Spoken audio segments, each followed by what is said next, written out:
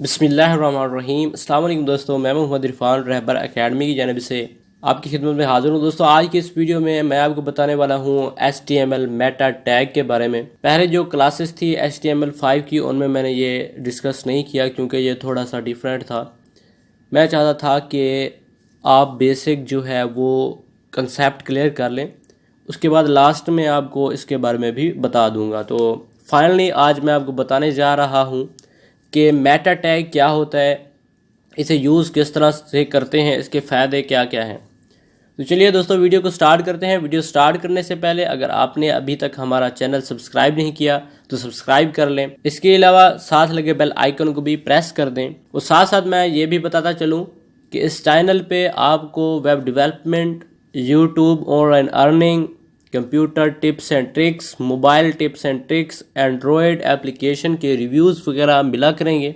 तो बिना टाइम ज़ाया किए वीडियो को स्टार्ट करते हैं। तो मैं अपना नोट पैड ओपन करता हूँ। नोट पैड में मैंने ये बेसिक जो स्ट्रक्चर है वो लिख लिया है। और आप जानते होंगे कि जो हेड के अंदर जो चीज़ें होती हैं वो हमारे वेब पेज में शो नहीं होती। तो ये देखें, मैंने वेलकम टू वेबसाइट लिखा हुआ है जस्ट टेक्स्ट शो करवाने के लिए। जो मेटा टैग होता है वो हेड टैग के अंदर इस्तेमाल होता है। इसका जो सिंटैक्स है उस पर आपने थोड़ा सा गौर करना है। इसका जो सिंटैक्स है वो इस टाइप का होता है। यहाँ लिखेंगे हम मेटा, तो ये हमारा टैग हो गया।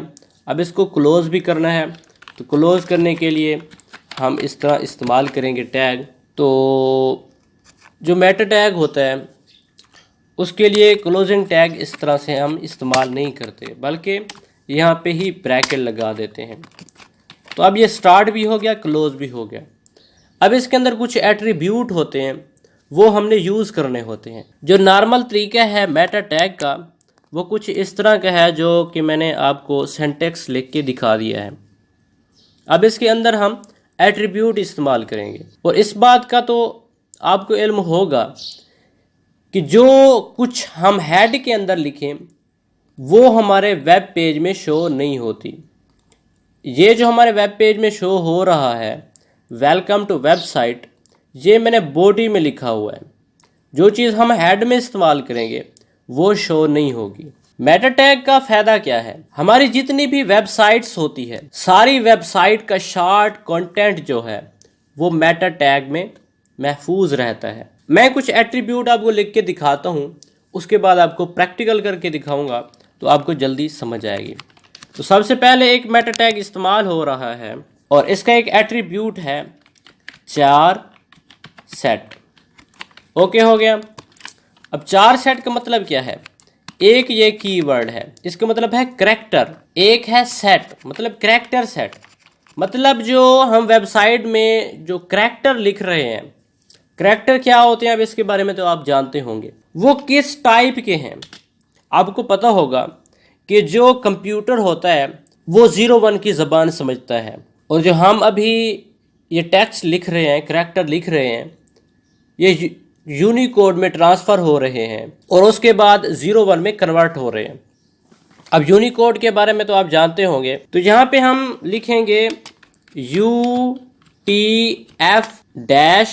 अब इसमें हमने बताना होता है कि जो हमारा करैक्टर सेट है वो UTF-8 है। ये यूनिकोड की एक फॉर्म होती है जिसके बारे में आप जानते होंगे। अगर नहीं जानते तो गूगल में जाके आप सर्च कर लें। तो ये एक मेटा टैग हो गया। ये असल में हमने बताना होता है कि करैक्टर सेट UTF-8 है।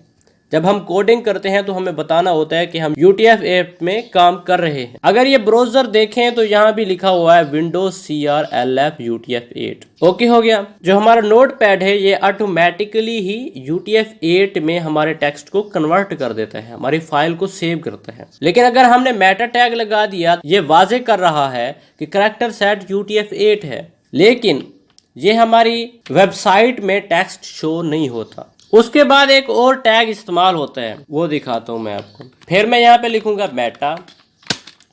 इसका एक एट्रीब्यूट है नेम।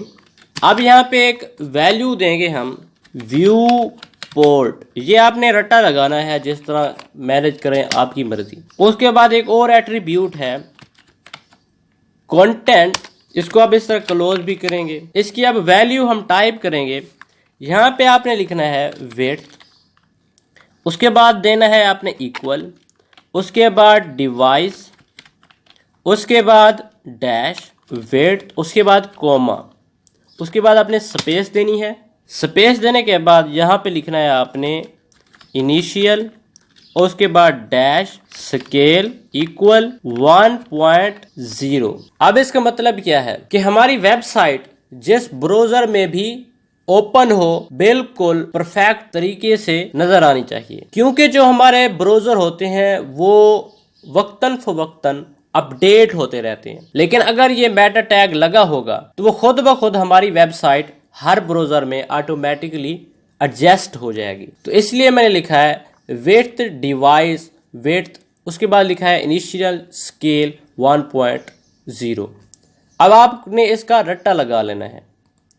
अभी आपने रट्टा लगाना है, बाद में आपको खुद ब खुद समझ आ जाएगी। अब कुछ और एट्रीब्यूट भी हैं इसके। वो एट्रीब्यूट हमारी वेबसाइट का डेटा अपने पास सेव करके रखते हैं। सारी वेबसाइट का जो कंटेंट होता है, मेन पॉइंट होते हैं जो वेबसाइट के, वो सेव करके रखते हैं। जब कोई गूगल में सर्च करता है तो वो मेटा टैग हमारे कंटेंट को उठा के उस बंदे को दे देते हैं, अगर वो कंटेंट हमारी वेबसाइट में मौजूद हो। मैं आपको एग्जांपल देता हूं। मैं यहाँ गूगल पे जाता हूं और ये देखें गूगल आ गया। यहाँ पे मैं सर्च करता हूं गूगल। जैसे मैंने सर्च किया तो मेरे पास सबसे पहले ये कीवर्ड लिखा हुआ नज़र आ रहा है, उसके बाद ये लिंक आ रहा है वेबसाइट का, उसके बाद ये कुछ टेक्स्ट आ रहा है। असल में क्यों आया, यहाँ पे लिखा हुआ है गूगल यूट्यूब, ये एंड में क्यों आया, ये चीज़ समझने की है। मैं यहाँ पे कुछ और लिखता हूँ। यहाँ पे मैं लिखता हूँ सैमसंग मोबाइल, एंटर करता हूँ तो काफ़ी सारी वेबसाइट्स आ जाएंगी। आप ये देखें यहाँ पे लिखा हुआ है Samsung mobile price in Pakistan, उसके बाद लिंक लिखा हुआ है, उसके बाद ये कुछ डिस्क्रिप्शन आ रही है। एक ये वेबसाइट है, उसके बाद एक ये वेबसाइट आ रही है हमारी web.com, एक आ रही है samsung.com। अब आपने नोट करना है कि सबसे बड़ा ब्रांड है samsung.com, लेकिन whatmobile.com सबसे ऊपर आ रही है। ये क्यों आ रही है? ये मेटा टैग की वजह से आ रही है। जो मेटा टैग है वो बता रहा है ये जो सैमसंग मोबाइल कीवर्ड है ये इस वेबसाइट में आ रहा है, और साथ ये डिस्क्रिप्शन में भी बता रहा है। ये देखें ये कीवर्ड हमारे पास थोड़ा बोल्ड नज़र आ रहा है। तो ये हमारी एसईओ में भी काफ़ी मदद करते हैं। हमारी वेबसाइट का डेटा मेटा टैग में स्टोर होता है। जब भी कोई बंदा गूगल पे सर्च करता है, अगर वो कीवर्ड हमारे मेटा टैग में मौजूद है तो गूगल हमारी वेबसाइट को फ्रंट पे ले आएगा। लेकिन अगर मैं इस वेबसाइट को ओपन करूं तो ये डिस्क्रिप्शन हमें कहीं भी नज़र नहीं आएगी, क्योंकि ये जो टेक्स्ट था वो मेटा टैग में महफूज होता है, वेबसाइट में इस्तेमाल नहीं होता, बल्कि मेटा टैग में हाइड होता है। तो उसके लिए हम न्यू टैग लेते हैं। यहाँ मैं लिखूँगा मेटा, इसको क्लोज करेंगे। अब इसके अंदर हमने एट्रीब्यूट लिखने हैं। मैं यहाँ पे लिखता हूँ नेम, उसके बाद नेम क्या लिखना है, यहाँ पे हमने देना है डिस्क्रिप्शन। मैं ये बताना चाहता हूँ कि मैं अपनी वेबसाइट की डिस्क्रिप्शन ऐड कर रहा हूँ।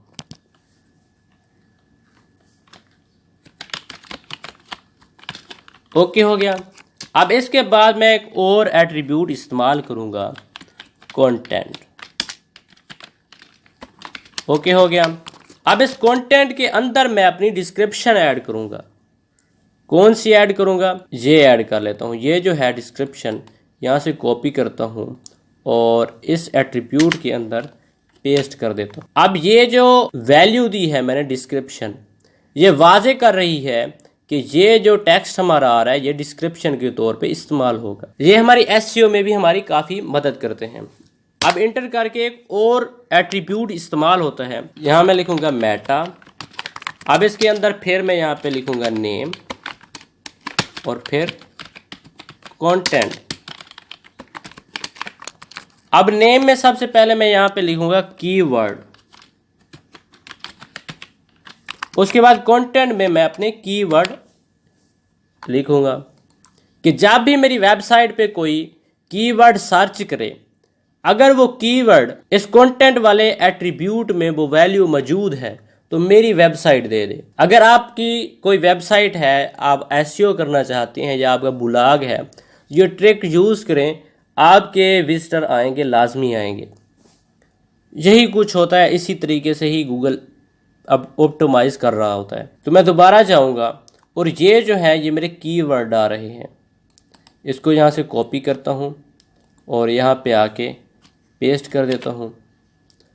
यहाँ पे आके कॉमा भी दे सकते हैं और या आप ये पाइपलाइन भी दे सकते हैं। अब दोबारा मैं जाऊँगा और ये कीवर्ड यहाँ से कॉपी करूँगा और यहाँ पे आके पेस्ट कर दूँगा। आप इसे टैग भी कह सकते हैं, अगर आप यूट्यूब इस्तेमाल करते हैं तो आपको पता होगा।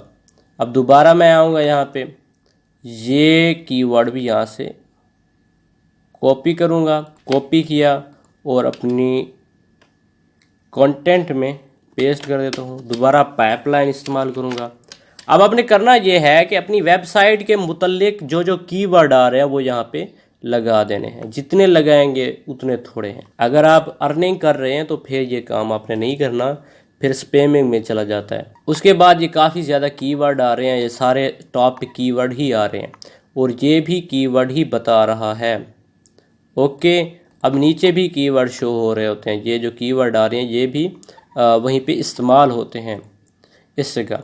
अब इसी तरह आप अपने काम करते जाएं, आपकी वेबसाइट की एसईओ भी होती जाएगी और जब भी कोई बंदा सैमसंग मोबाइल सर्च करेगा तो आपकी वेबसाइट टॉप पे आ जाएगी।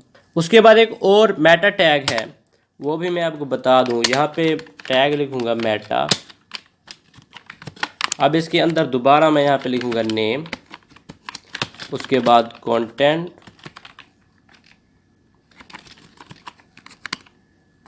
यहाँ पे लिखेंगे हम ऑथर